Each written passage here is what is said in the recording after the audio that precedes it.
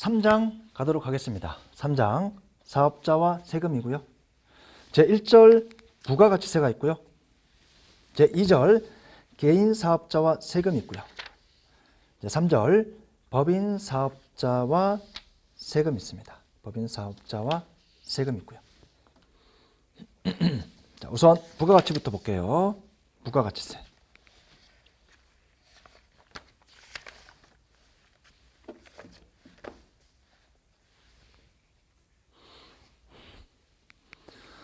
첫 번째 부가가치세의 정의는 창출된 부가가치를 과대상으로 하는 조세를 말하는데, 자, 이런 거예요.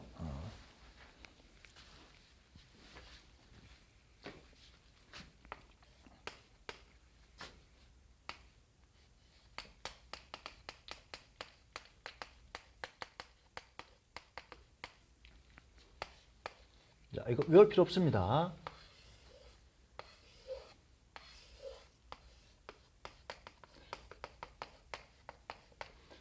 자, A가 어떤 100을 창출했고요. B가 200을 창출했습니다. 가령 100에 팔았고요. 자, B가 100에 사서 C에게 300 팔았어요. 자, C가 300에 사서 소비자에게 600에 팔았다면 C가 창출한 부가가치는 300이었죠. 네. 이렇게 계산이 되겠고요. 소비자 여러분들은 소비자들은 요거 부가세 10%에서 660을 사겠죠. 실제 세금은 A가 10을 내고요.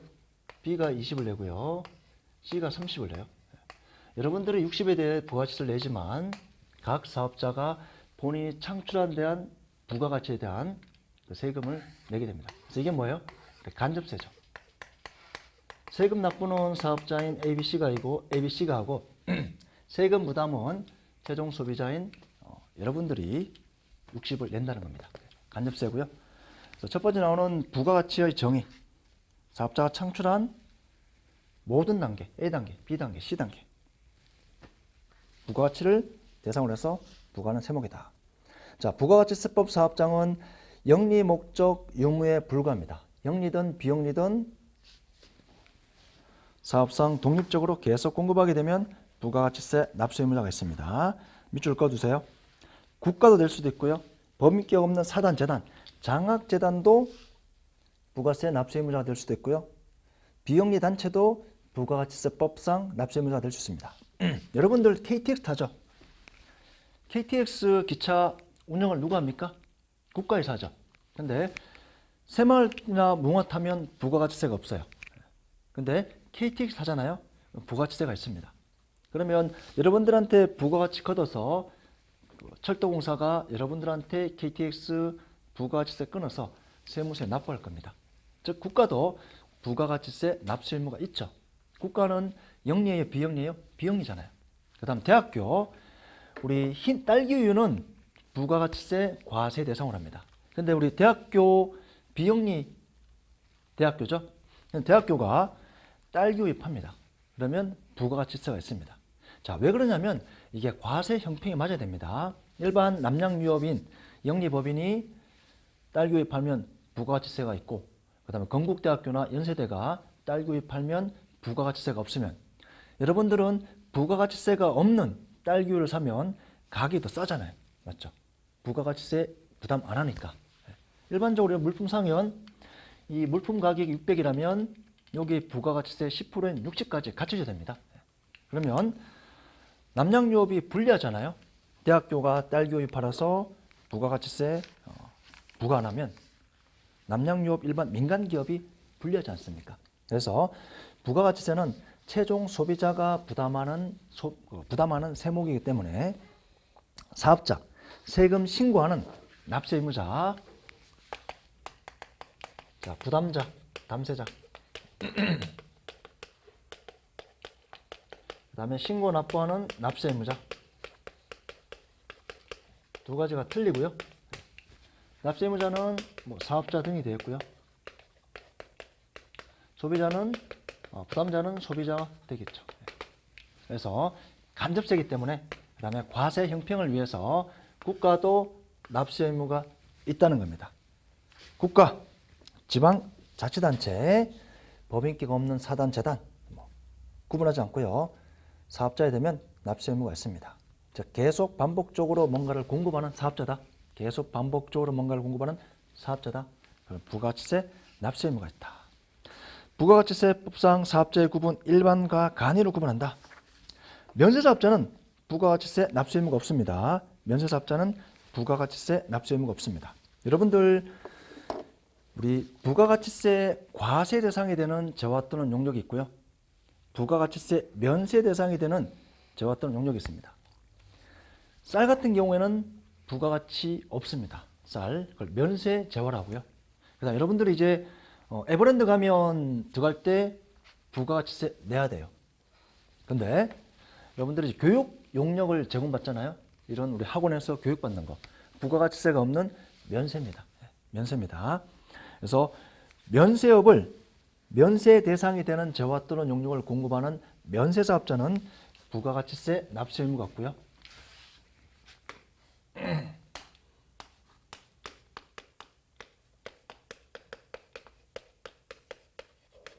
납세 의무자는 일반 과세자가 있고요.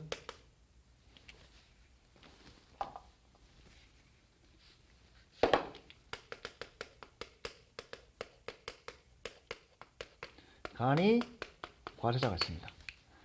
이걸 우리가 과세사업자라고요. 자, 그 다음에 면세사업자가 있습니다. 면세사업자는 부가가치세 신고, 자, 이런 의무가 없습니다. 없습니다. 부가가치세 면세 대상이 되는 거니까. 근데 과세사업자는 부가가치세 이런 신고 납부를 해야 됩니다. 자, 일반 과세자는 법인 될 수도 있고요. 개인도 가능하고요. 근데 간이사업자는, 간이과세자는 개인만 가능합니다. 간이과세자는 좀 영세한 사업자. 직전 연도 공급 대가가 4,800 미달하는 자. 납부세액 계산 구조는 참고 목적으로 보시고요. 그래서 일반 과세자는 매출이 4,800 이상이 되는 사람. 일반 과세자. 공급 대가. 자, 그 다음에 일반은 간이는 4,800 미달하는 자. 직전입니다. 1년 공급 대가.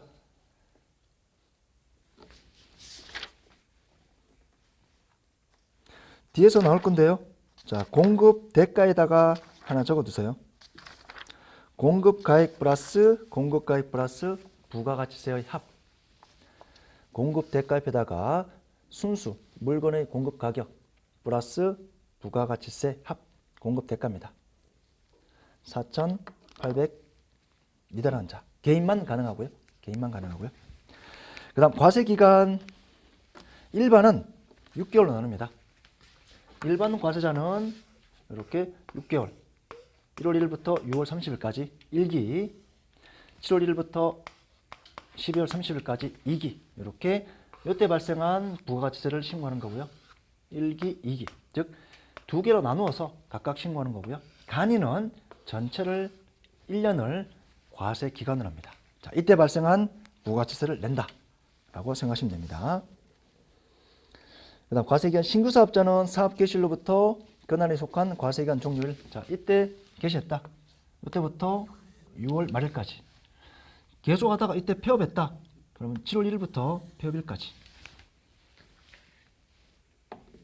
자, 사업자 등록.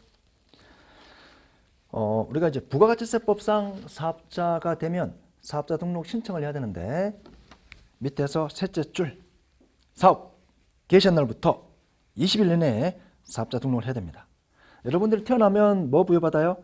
여러분만 있는 주민등록번호 부여받잖아요. 맞죠? 그래서 우리 사업자 등록도 너만 있는 번호를 부여받아라. 그 번호로 부가가치세 신고해라 라는 겁니다. 그리고 이 기간 내에 하지 않으면 뭐 불이익 있다. 뭐 그 정도 불이익 있다. 자, 20일 기억하겠습니다. 과세기간 기억하고요. 부가가치세 구분. 우리 77쪽 부가가치세법 특징 할 차례인데 교재 71쪽 잠깐 볼게요. 교재 71쪽 지방소득세 맨 밑에 있죠. 총결정세액. 자, 총결정세액은 뭐예요? 총 부담세액이죠. 총 결정세액은 이 사람이 총 부담해야 될 부담세액입니다. 즉 지방소득세만 고려했을 때 총 부담세액이고요. 자, 여기서 우리가 총 부담세액은 과표에다 세율 곱하고요.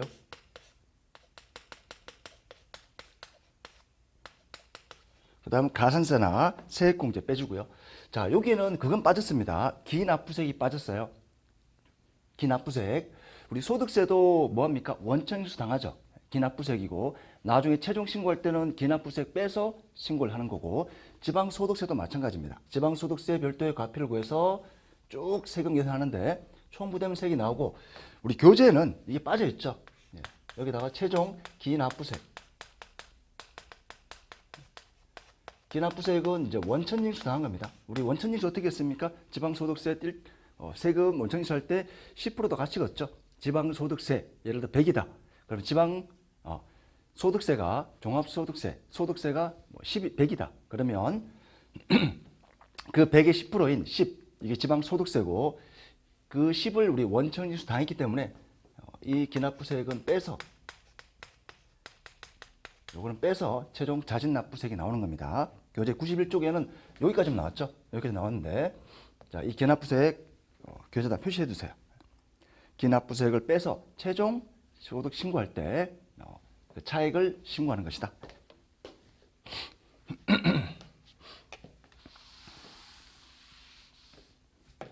자, 다시 원래대로 들어오겠습니다. 교재 77쪽 부가가치세법 특징인데 큰 흐름을 볼게요. 우리 부가가치세 흐름. 여러분들이 매일매일 부가가치세액을 부담할 겁니다. 뭐 볼펜을 사거나 또는 마트에서 생수 사거나 또는 슈퍼에서 딸기우유라든지 기타 음료수를 사거나 전부 다 매일매일 부가가치세를 부담할 겁니다. 근데 어떻게 해서 부담하는지 큰 흐름을 볼게요. 자, A 사업자가 있고요. B 사업자가 있고요. B 사업자가 우리 소비자에게 공급하는 소매업이라고 가정을 해보겠습니다. 자, A가 100에 공급했어요. A는 최초 사업자고요. B가 소비자에게 300에 공급했습니다. A가 창출한 부가가치는 100이 되었고요. 자, B는 100에 사서 300이 팔았기 때문에 B가 창출한 부가가치는 200이 될 겁니다. 200이 될 겁니다. 근데 부가가치세법은 항상 물건을 팔 때 이 순수 물건 가격에 대해서만 돈을 받는 게 아니고 부가가치세 10%도 같이 받습니다. 300이고 30이고요. 자, A 사업자는 매출에 대해서 10%를 세금을 내게 됩니다. 100에 10%니까 10의 세금을 내겠죠. A 사업자. 자, B 사업자는 매출의 10%를 내고요. 그 다음에 본인이 A로부터 물건을 사올 때 부담당한 세액, 이걸 매입세액이랍니다. 차감을 해줍니다. 해서 최종 납부세액을 내는 구조입니다. 여러분들이 보셔야 될 거는 여기 있는 B사업자 보시면 돼요. B사업자만. 네. 자, B사업자 매출의 10%가 얼마죠? 300 팔았고 10이 30이겠죠. 그래서 B사업자가 A로부터 물건 사올 때, A 사업자로부터 물건 사올 때 부가가치세 10 부담했습니다. 우리 부가가치는 최종 소비자가 부담하는 세금이에요. 사업자가 본인이 물건 사올 때 부가가치세를 부담했다 하더라도 매입세액으로 빼주는 겁니다. 이렇게 해서 최종 납부세액 20을 내는 거겠죠. 우리 부가가치세액은 소비자가 물건을 사올 때 얼마에 사와요? 순수 물건 가격 300 플러스 30도 부담하죠. 그래서 이 부가가치 최종 소비자가 부담하는 부가가치세액은 30이 되는 겁니다. 자, 근데 이 30 소비자가 부담하지만 신고는 누가 했어요? 자, A는 매입세액이 없으니까 A의 납부세액은 10이 되겠고요. 10의 세금을 냈고요. 그다음 B사업자가 20의 세금을 냈습니다. 최종 소비자가 30 부담했고요. 즉 부담하는 사람은 소비자지만 세금 신고 납부하는 자는 사업자인 A하고 B가 되겠죠. 이렇게 해서 국가에 30이 들어가는 원리입니다. 여러분들은 B사업자만 보시면 되겠습니다. B사업자의 세금 계산 구조, 물건을 팔 때 부가가치세액도 같이 받는다. 그 다음에 B사업자가 A로부터 물건을 구입할 때 본인이 부담한 부가가치 10은 빼준다. 왜냐하면 부가가치세액은 사업자 부담하는 게 아니고 최종 소비자가 부담하니까. 그렇게 해서 20을 내게 되면 소비자가 이 부담하는 30, A가 10을 내고 B가 20을 내는 그런 구조인 겁니다. 그래서 이걸 우리가 간접세라고 표현하고요.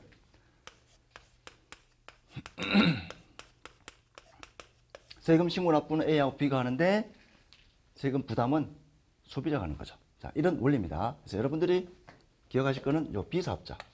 B사업자. 실제로 이제 B가 창출한 거는 100에 사서 300이 팔았기 때문에 B가 창출한 부가가치는 200이지만 200에 대해서 10%를 바로 때려서 20을 내는 게 아니고요. 간접적으로 구합니다. 매출의 10%에서 30. 그다음 본인이 A로부터 물건 사올 때 부담한 매입세 10 빼줘서 이렇게 간접적으로 B가 창출한 부가가치 200에 대해서 세금을 계산하는 결론은 똑같지만 간접적으로 계산하는 방식이 현행 부가가치세법 전단계 세액공제법. 자, 이 매입세액이 바로 전 단계 세액입니다. 전 단계의 세액이라는 겁니다. 이걸 빼주는 겁니다. 전 단계의 세액을 빼주는 거죠. A 단계에서 창출한 부가가치를 빼주어서 부가가치에 대한 세액 10을 빼줘서 자, 그렇게 계산하는 구조가 전단계 세액공제법. 즉 이렇게 계산하는 방식이 전단계 세액공제법이라는 원리입니다. 내용 상당히 좀 어렵습니다. 좀 어렵지만 여러분들 뭐 직관적으로만 우리 A 시험 볼 정도의 직관적으로만 이해하시면 되겠습니다.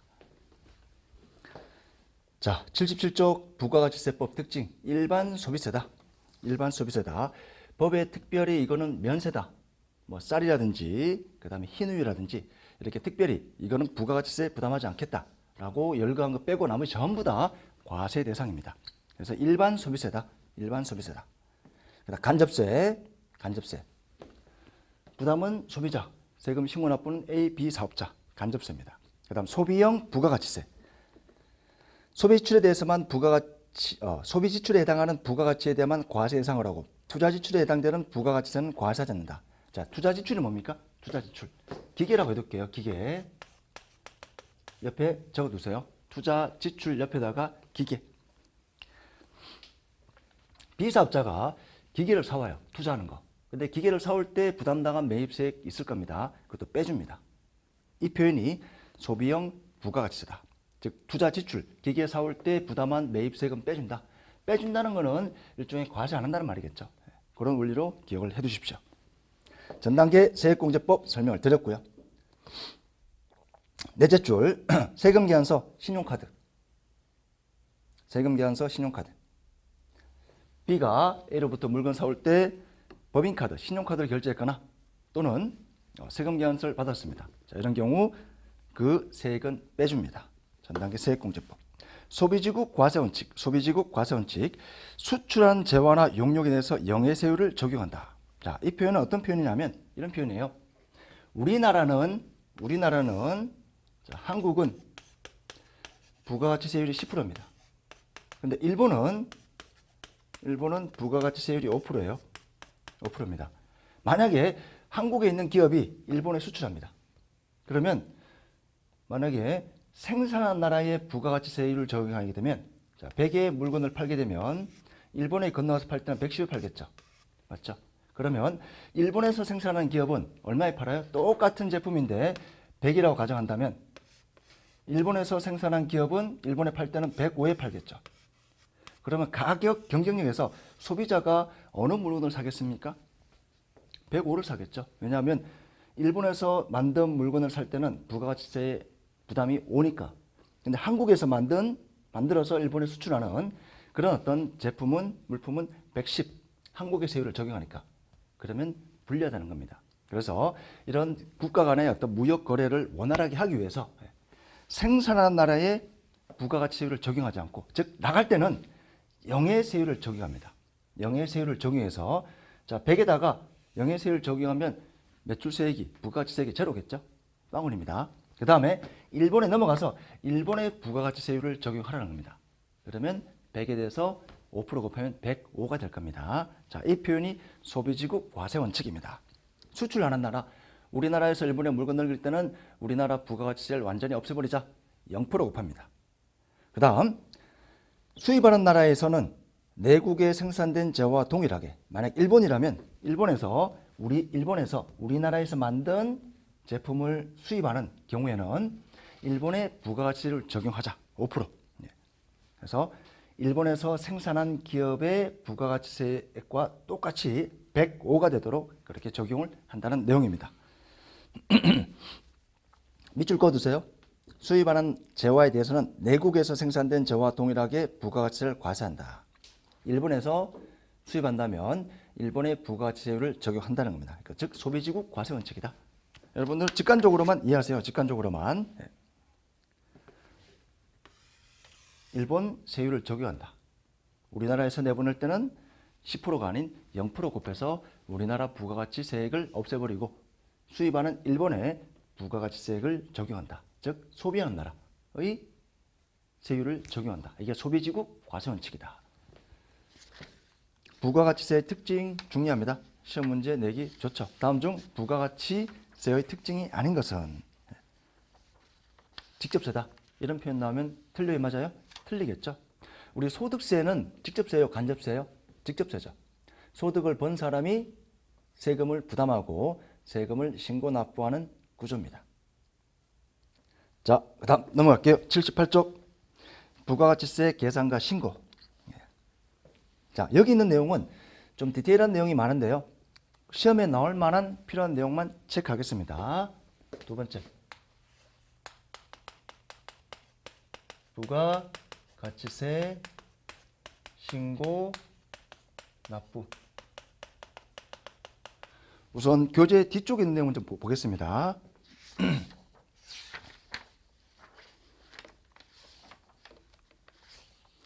교재 84쪽 그림 3-1번 별표, 그림 3-1번 별표, 표 3-6번 83쪽 가서 표 3-6번 별표, 그다음 예정 신고와 납부 별표. 이게 가장 중요합니다. 신고 납부.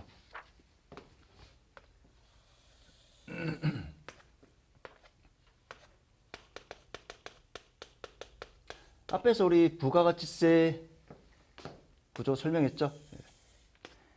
일반 과세자가 있고요. 간이 과세자가 있습니다. 간이 과세자는 영세한 사업자, 직전년도 우리 공급대가 4,800 미만인 영세한 사업자. 간이 사업자는 개인만 됩니다. 그 다음에 우리 일반 과세자는 개인도 가능하고요. 법인도 가능하고요. 개인도 가능합니다. 즉 간이는 이 개인 사업자만 적용을 하는 내용입니다. 그래서 간이는 우리 1년이랬죠. 1월 1일부터 12월 31일까지 1년 동안 발생한 것을 다음 연도 1월 25일까지 신고합니다. 즉 1년에 한 번 신고하는 겁니다. 근데 일반은 앞에 6개월을 1기라고요. 뒤에 6개월을 2기랍니다. 자, 이렇게 상반기, 하반기를 나누어서 7월 25일까지, 그 다음에 1월 25일까지. 이걸 우리가 과세기간 1기, 2기라고 구분하고 있고요. 자, 근데 우리 법인은 요 3개월을 예정 신고 기간이랍니다.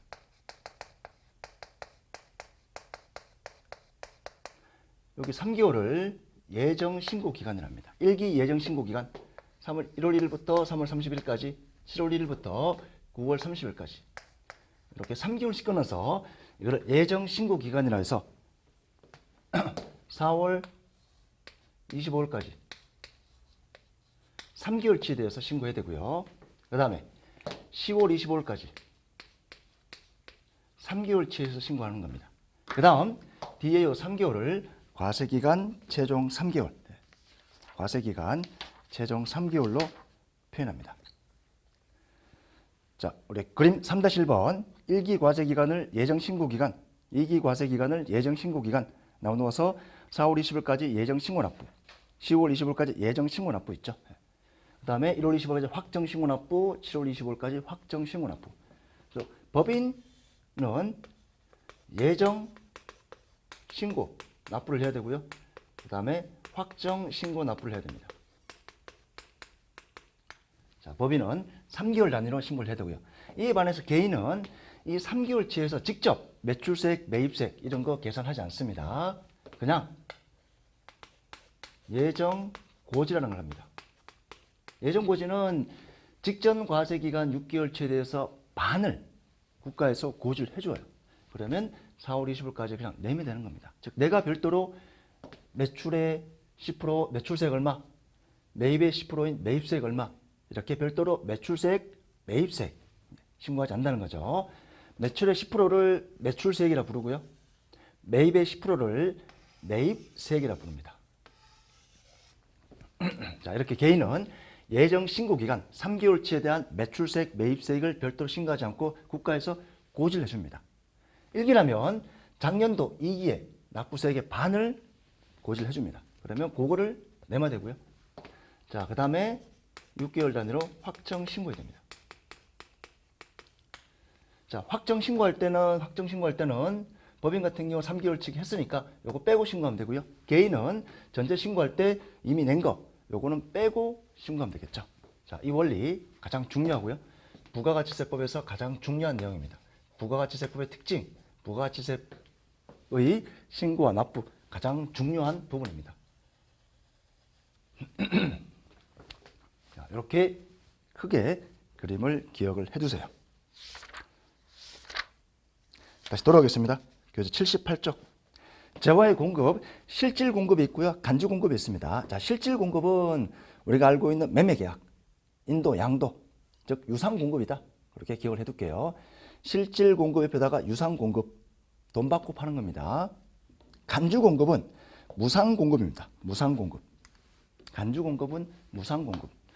무상으로 가령 제가 게임기를 할게요. 이걸 게임기를 하겠습니다.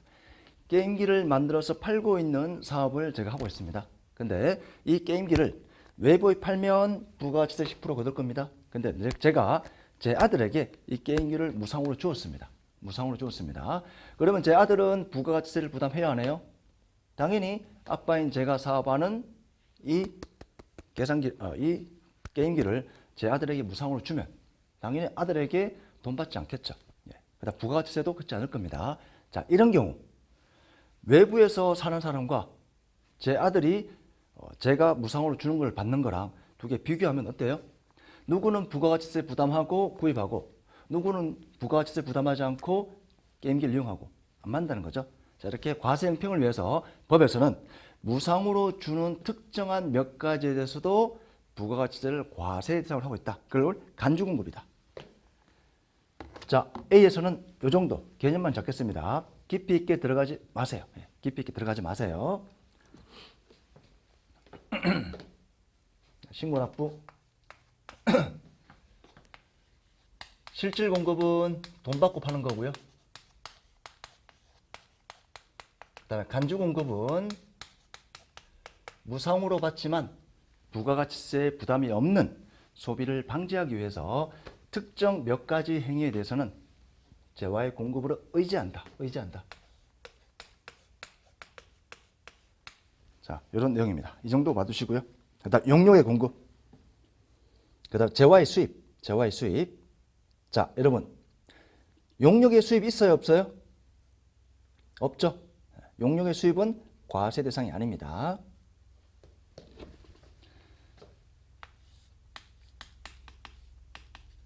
재화의 실질 공급, 간주 공급. 자, 용역의 실질 공급.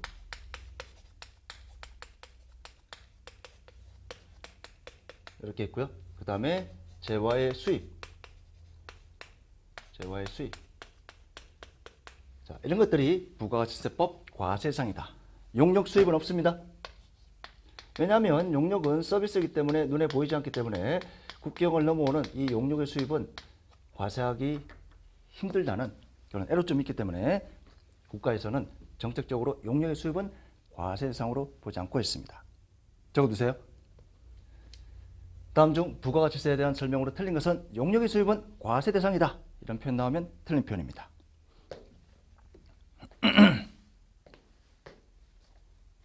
자, 그 다음 나머지 내용은 참고 목적으로만 봐두시고요. 공급 시기. 자, 이렇게 우리가 매출의 10%에서 부가가치세를 거둘 거예요. 그 시기가 언제냐? 언제 부가가치세를 거둬야 될 거냐? 일반적으로는 뭐예요? 재화를 팔 때겠죠. 여러분들이 마트나 편의점에서 물건을 살 때 돈 주고 물건을 사오겠죠. 그때 부가가치세를 사업자가 여러분들에게 뛸 겁니다. 거래 징수할 겁니다. 징수할 겁니다. 그 시기가 언제냐? 일반적인 재화는 재화가 인도될 때. 이 정도만 봐두세요. 이 정도만. 자, 나머지는 참고 목적으로 보시고요. 참고 목적으로 보시고요. 표 3-4 영세율과 면세의 차이점 별표해 주세요. 영세율과 면세의 차이점. 영세율과 면세의 차이점 별표해 두시고요. 자, 이 내용도 깊이 있게 들어가면 상당히 한 20-30분 정도 설명을 해야만 여러분들이 정확하게 이해할 수가 있습니다. 근데 우리 A에서는 이거 정확하게 이해할 필요가 없습니다. 결론만 기억하시면 됩니다. 첫 번째, 영세율 앞에서 했죠. 국가 간의 세율 차이로 인한 국가 간의 세율 차이로 인한 가격 왜곡을 극복하기 위해서 영해세율을 적용하고 있고, 이 표현을 다른 말로 국가 간의 이중과세를 방지한다, 이런 표현도 의미가 있습니다. 자, 만약에 한국에서 10% 과세하고 일본 넘어가서 일본에 5% 또 과세하면 두 번 과세하는 거죠. 맞죠? 한국에서 10% 과세하고 일본에 넘어가서 또 5% 과세하면 이중과세니까 우리나라에서 넘어갈 때는 영세율 없애자. 이중과세 방지. 일본 세율 5%만 적용하자. 이중과세 방지가 결론은 소비지국 과세 방식과 유사한 의미가 있습니다. 둘 다 기억해 둘게요. 자, 그 다음에 면세는 역진성 완화인데, 우리 가난한 사람과 부자인 사람 모두 다 물건을 살 때 10% 부담하게 되면 누가 더 불리해요? 가난한 사람이 더 불리하겠죠. 이런 부분은 우리가 역진성이라고, 그 역진성을 좀 완화하기 위해서 면세 제도를 도입하고 있습니다. 자, 여러분들 KTX 기차 타면 부가가치세 10% 부담합니다. 근데 새마을이나 무궁화호 타면 부가가치세가 없어요. 그 다음에 딸기우유 사게 되면 부가가치세가 있어요. 근데 흰우유를 사면 부가가치세가 없습니다. 그리고 쌀을 사면 부가가치세가 없어요. 없습니다. 이렇게 우리가, 그 다음에 시내버스나 지하철 타면 부가가치세가 없습니다. 근데 우등고속버스를 타면 부가가치세가 있어요. 자, 우리가 꼭 살아가는데 필요한 기초생활필수품, 국민후생 용역, 교육. 여러분들 이 교육 듣잖아요. AFP 교육 들으면 결제해보면 부가가치세액이 없어요. 없습니다. 우리가 꼭 살아가는데 이런 교육 관련된 거. 그 다음에 기초생활 필수품, 국민후생 용역은 병원 가는 거. 여러분들이 병원 가잖아요. 결제해보세요. 부가가치세가 없습니다. 이렇게 꼭 살아가는데 필요한 물품들은 면세를 적용합니다. 면세를 적용합니다. 자, 면세 사업자. 예를 들어 의사다. 내과 의사다. 소아과 의사다. 부가가치세액을 여러분들에게 거래 징수할 필요가 없습니다. 부가가치세법 사업자 신고할 필요가 없겠죠. 매출세액 낼 게 없으니까 여러분들이 그 소아과나 내과 가서 감기 치료받기 위해서 이렇게 병원 진료 용역을 받는다 하더라도 부가가치세가 없습니다. 그러면 의사인 그 소아과 의사가 부가가치세 신고할 게 없겠죠. 맞죠? 부가가치세법 사업자가 아닙니다. 과세 대상 제외. 부가가치세법 사업자가 아니다. 부가가치세법 사업자가 아니다는 것은 부가가치세 신고 납부를 이런 식으로 할 필요가 없다는 표현입니다. 그런데 영세율 사업자는 세율만 0% 곱할 뿐입니다. 10%가 아니고 0% 곱해요. 0% 곱합니다. 이중과세 방지, 소비지국 과세 원칙을 적용하기 위해서 영해세율을 적용할 뿐이지 부가가치세법 사업자라는 겁니다. 0%를 곱할 뿐이지 부가가치세법 사업자입니다. 그래서 과세 대상이 되고 부가가치세법상 이런 신고를 해야 됩니다. 자, 비교 잘해두세요. 영세율은 영해세율을 곱할 뿐이지 부가가치세법 사업장이다. 면세는 부가가치세법 사업장이 아니다. 결론은 똑같죠. 어차피 영해세율 적용하면 거래징수할 게 없지만 그래도 영해세율을 곱하고 우리나라 부가가치세액을 없애기 위해서 영해세율을 곱할 뿐이지 부가가치세가 없다 하더라도 부가가치세법 과세 대상입니다. 완전 면세, 불완전 면세인데요. 여기 비교해 볼게요. 자, 이 부분도 100% 이해할 필요 없어요. 의미만 파악하시면 됩니다. 자, 비사업자가 영세율 해볼게요. 자, 영해세율 곱할 뿐이고 사업자다. 그러면 300에 0% 곱하면 어떻게 되죠? 다운이 되겠죠. 자, 그럼 비사업자는 영해세율을 곱하지만 부가가치세법 사업자입니다. 그럼 부가가치세 신고를 해야 돼요. 매출세액은 0%니까 0원이고요. 0원입니다. 부가가치세 신고를 하는 거니까 납부세액이 얼마가 나와요? 10이 나오죠. 맞죠? 마이너스 10이 나오죠. 마이너스 10. 플러스가 나오면 세무세 내야 되고요. 마이너스가 나오면 세무서 돌려받습니다. 이걸 환급이라 표현합니다. 어떻게 돼요? A가 10 냈고요. B가 10 돌려받으니까 사업자가 국가에 내는 세금은 하나도 없잖아요. 그래서 이거를 완전 면세라는 용어를 씁니다. 완전 면세. 완전 면세. 즉 우리나라에서 부가가치세액을 완전히 없애버리고 소비하는 나라, 너희 나라 일본 가서 부가가치세 5% 적용해라. 완전 면세입니다. 자, 영해세율을 곱하면 과세사업자이기 때문에 부가가치세 신고를 해야 됩니다. 근데 신고를 하려고 보니까 매출의 0% 0, 매입세액 B가 물건 사올 때 부담한 10, 그래서 마이너스 10이 나오니까 돌려받는다는 겁니다. 그러면 A 사업자는 10 냈고 B가 10 돌려받으니까 우리나라에 센 부가가치세는 하나도 없죠. 이걸 완전 면세라는 표현을 쓰고요. 면세사업자라고 해볼게요. 자, 면세사업자. B가 면세사업자입니다. 면세사업자는 부가가치세 신고 안 해요. 신고 안 합니다. 그러면 이런 매출세액, 매입세액 신고할 필요가 없죠. 맞죠? 매출세액, 매입세액 신고할 필요가 없어요. 부가가치세법 사업자가 아니니까. 근데 B가 문제가 있어요. 물건을 팔려고 하는데 B는 A로부터 물건 사올 때 10을 부담했어요. 근데 B가 소비자에게 그냥 308만 돼야 안 돼요? 그럼 이 부가가치세액을 A 단계에서 부가가치세액은 B가 부담하게 되는 거죠. 그래서 물건을 팔 때 실제로 A가 부담한 10을 요 가격에다 엎칩니다. 얼마에 파냐면 310에 팔아요. 네. 즉 100% 면세는 안 하는 거죠. 소비자가 얼마의 부가가치세를 부담해요? 사실은 10을 부담하잖아요. 그래서 이거를 불완전 면세랍니다. 불완전 면세랍니다. 불완전 면세랍니다. 이 정도만 기억을 해둘게요. 이 정도만 기억해 두겠습니다. 그래서 면세를 불완전 면세라고 하는 이유는 부가가치세 신고를 안 하기 때문에 이런 거 없어요. 근데 B가 그냥 300에 팔면 본인이 A로부터 물건 사올 때 10 부담한 세액을 자기가 떠안는 거잖아요. 근데 부가가치세는 어떠한 경우도 사업자가 떠안으면 안 되지 않습니까? 그래서 누구에게 전가한다? 소비자에게 전가한다. 물건을 팔 때 300이 아닌 310에 파는 겁니다. 그래도 소비자는 아까의 330 주고 사는 게 좋아요? 310 주고 사는 게 좋아요? 310 주고 사는 게 좋겠죠. 그래도 면세를 하게 되면 싸게 살 수 있다는 겁니다. 됐습니까? 이 정도만 여러분들 직관적으로 이해를 해두세요. 더 깊이 있게 들어가시려면 고급 단계, 세무사나 회계사 단계에서 보시면 되고 우리 A 단계에서는 이 정도만 기억을 하고 넘어가시면 되겠습니다. 자, 의미, 원리 기억해 두십시오. 좀 어려운 내용인데 직관적으로만 이해를 해두세요. 영해세율은 완전 면세다. 완전 면해버린다. 부가가치세액을 면세. 근데 면세는 100% 면세는 아니라는 겁니다. 100% 면제는 아니다. A 단계에서 창출한 부가가치세액은 소비자에게 전가가 된다. 그래도 소비자는 국내에 있는 소비자는 싸게 살 수 있기 때문에 역진성 완화에 도움이 된다. 똑같이 싸게 사게 되면 부자가 유리해요? 가난한 사람이 유리해요? 가난한 사람이 더 유리하겠죠. 왜냐하면 가난한 사람은 돈을 적게 벌기 때문에 적게 버는 돈에서 이런 일상생활에 꼭 필요한 이런 물품들 소비가 차지하는 비율이 많을 겁니다. 근데 10억, 100억 버는 사람은 쌀 사는 구입량 얼마 안 되잖아요. 맞죠? 그래서 싸게 사면 가난한 사람이 더 유리하다. 이걸 우리가 역진성 완화라는 표현을 쓴다. 이 정도만 보시고요. 자, 81쪽 일반적인 경우 위에서 5번째 공급가액이다. 쭉 써있는데 파는 가액이다. 대가관계에 있는 모든 가치가 포함된 공급가액이다. 이 공급가액은 물건의 가격이다 라고 보시면 되겠습니다. 나머지는 보지 마세요. 자, 81쪽에 다음은 부가가치세 과세 표준에 포함하지 않는다.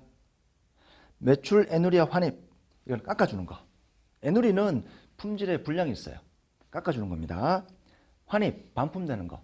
당연히 과세 표준에 포함하면 안 되겠죠. 맞죠? 실제 100에 팔았는데 20원 깎아주었습니다. 그러면 소비자가 부담하는 건 얼마요? 80만 부담하잖아요. 맞죠? 그럼 80에 대한 10%, 8만 걷어야만 합리적이겠죠. 그다음 도달 전에 파손이나 멸실, 없어진 거는 돈 받을 수 없잖아요. 당연히 부가가치세. 자, 이 금액이 과세 표준이에요. 이게 과세 표준입니다. 과세 표준. 당연히 여기에 포함시키면 안 되겠죠. 즉 10% 걷지 말라는 겁니다. 국가보조금과 공공보조금, 이건 국가로부터 보조받은 거 재화의 공급과 관련 없기 때문에 포함시키지 말고요. 반환되는 용기대금과 포장비용, 이거는 반환할 거잖아요. 맞죠? 반환할 거니까 빼라는 내용입니다. 이 정도만 봐주세요. 깊이 있게 보지 마시고요. 자, 나머지 83쪽 볼게요. 83쪽. 표 3-5번은 뒤에서 계산 문제를 하겠습니다. 자, 83쪽 매입세액 공제받을 수 없는 거. 일반적으로는 사업자가 물건을 사올 때 부담한 매입세액, 매입에 대한 10% 매입세액 공제를 받지만 83쪽에 있는 박스, 중간 박스 있죠? 매입세액 공제받을 수가 없습니다.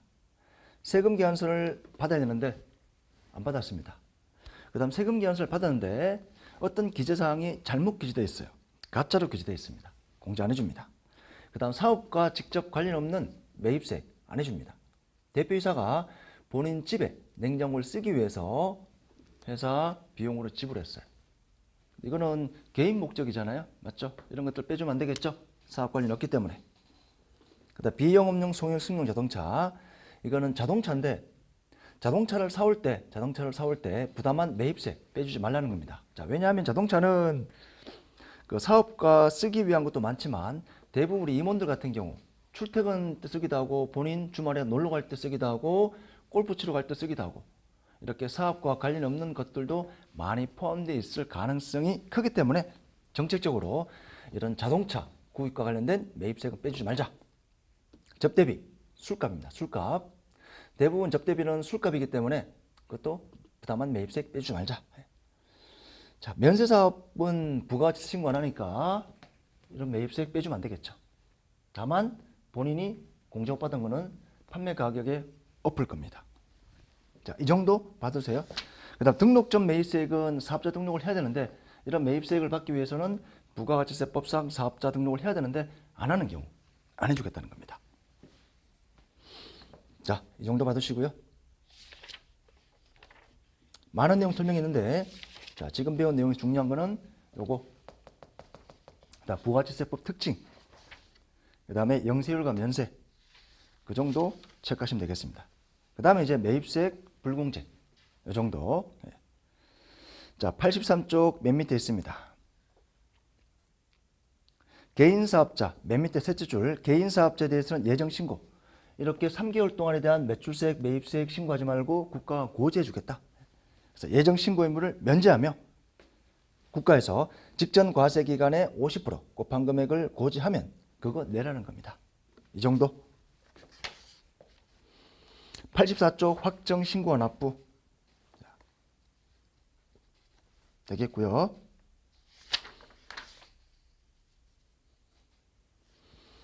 자, 사례 풀어볼게요. 사례. 자, 납부세액인데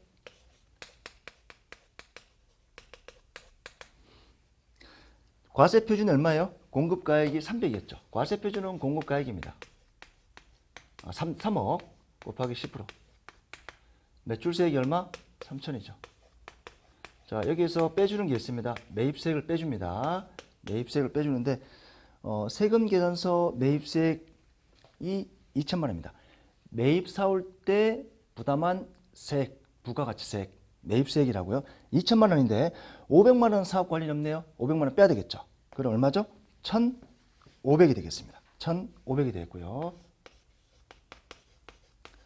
그 다음 회사 법인카드로 사온 게 있네요. 신용카드 얼마죠? 500. 이것도 빼줍니다. 세금 계산서를 받든 신용카드로 결제해서 받든 빼줍니다. 자, 그 다음에 예정신고 기간에 고지세액이 있네요. 옆에다 적어둘게요. 이 사례는 개인사업자 가정. 개인사업자 가정. 개인사업자 가정. 개인사업자 가정. 개인사업자를 가정하는 겁니다. 개인사업자는 확정신고할 때 예정 고지된 거 빼주겠죠. 그 고지가 500이라는 겁니다. 자, 이렇게 빼면 최종 내는 금액이 얼마죠? 3,000 빼기 2,000 빼기 500. 500만 원입니까? 최종 납부세액은 500이 나온 거예요. 자, 이렇게 정리해 두시고요.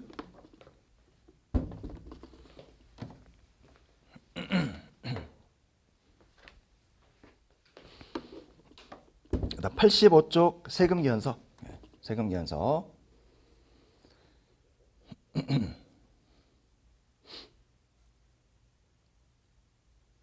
자, 표 3-7번. 3-7번. 자, 일반 거래자는 우리 세금계산서를 교부를 해야 됩니다. 그 다음에 소매업, 특정 업종 영위자와 간이가세자는 영수증을 교부합니다. 영수증에는 신용카드도 포함되어 있습니다. 여러분들 소비할 때 뭐 편의점에서 뭐 생수나 물건 살 때 편의점 사업자가 세금계산서랑 교부하지 않지 않습니까? 맞죠? 뭘 교부해요? 여러분들이 뭐 영수증을 받거나 또는 카드 결제하면 신용카드 전표를 받겠죠. 그것도 영수증입니다. 그 다음 관이가사는 영수증만 교부할 수 있고요. 자, 수입할 때는 수입세금계산서를 교부를 받습니다. 이 정도 봐두십시오. 박스 바로 밑에 밑줄 그어주세요. 면세사업자는 부가가치세법 사업자가 아니므로 세금계산서를 교부할 수 없다. 없다. 세금계산서는 부가가치세액이 표시된 어떤 증표다. 증표다. 그 정도 봐두시면 되겠고요. 전자세금계산서. 전자세금계산서. 이거는 종이로 이렇게 발행해 주는 게 아니고요. 전자적으로 메일로 왔다 갔다 하는, 전자적으로 왔다 갔다 하는 거를 전자세금계산서하고, 법인사업자는 무조건 전자세금계산서 해야 됩니다. 그 다음에 직전연도 공급가액이 3억 이상인 개인사업자 무조건 전자세금계산서를 발행해야 됩니다. 별표. 별표. 안 하면 벌금이 있습니다. 안 하면 벌금이 있습니다. 자, 사례 계산 정도, 이런 흐름 정도 받으시고, 마지막으로 중요한 게 전자세금계산서. 이거는 이메일로 전자적으로 서로 교부하는 거다. 즉 종이로 주는 게 아니고요. 근데 반드시 전자세금계산서를 해야 되는 사업자가 있습니까? 있습니다. 누굽니까? 법인사업자. 그 다음에 개인인데 직전 사업연도 얼마 이상? 3억 이상. 이런 사업자는 무조건 전자세금계산서를 발행해야 된다. 안 하면 페널티가 있습니다.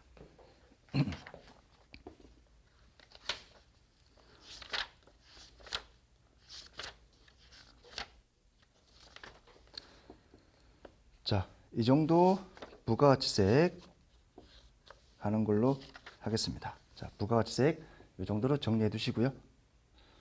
이번 시간 여기까지 하고요. 우리 다음 시간에 개인사업자 소득세 파트 하도록 하겠습니다.